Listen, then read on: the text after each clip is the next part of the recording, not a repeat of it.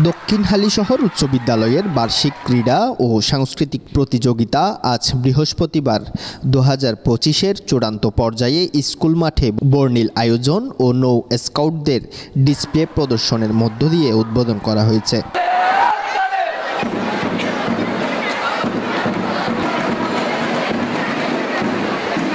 Senior শিক্ষক বাবু শিবির রঞ্জন ঘোষাল সরকারের সঞ্চালনায় বিদ্যালয় পরিচালনা কমিটির সভাপতি ইঞ্জিনিয়ার মুনতাসির কাদের প্রধান অতিথি হিসেবে উপস্থিত থেকে অনুষ্ঠান উদ্বোধন করেন। আমার তো অবশ্যই চিন্তাভাবনা আছে শিক্ষা, স্বাস্থ্য, ক্রিয়া ওগুলো ডেভেলপ করার জন্য। অতীতে 12 বছর ধরে লেখাপড়ার মানে কোনো স্টুডেন্ট ছিল না এবং সেম এস এই স্কুলও তার বাইরে না, সেই জন্য আমার মনে হয় না কোনো স্টুডেন্ট ভালোভাবে প্রশিক্ষিত হচ্ছে।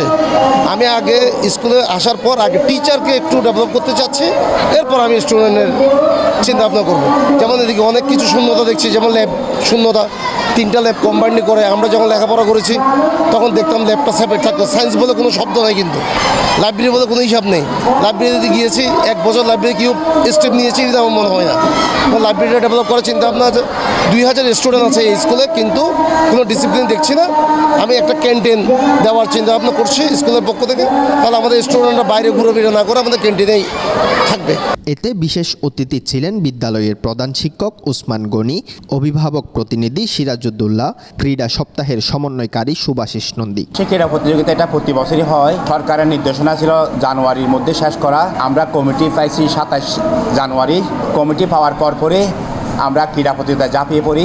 আমি মনে করি আমাদের প্রতি বছর পাশের হার যেহেতু 75, 78, 80 এই জাতীয় এর মধ্যে থাকে এবং বন্দর এলাকার মধ্যে আমাদের স্কুলে, বেসরকারির মধ্যে আমাদের স্কুলেরই পাশের হার সবচেয়ে ভালো।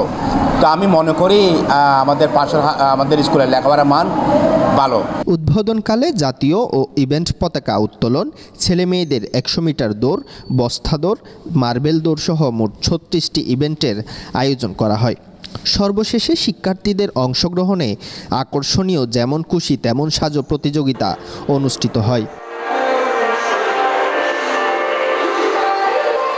নিউজ ডেস্ক, দৈনিক আজাদী।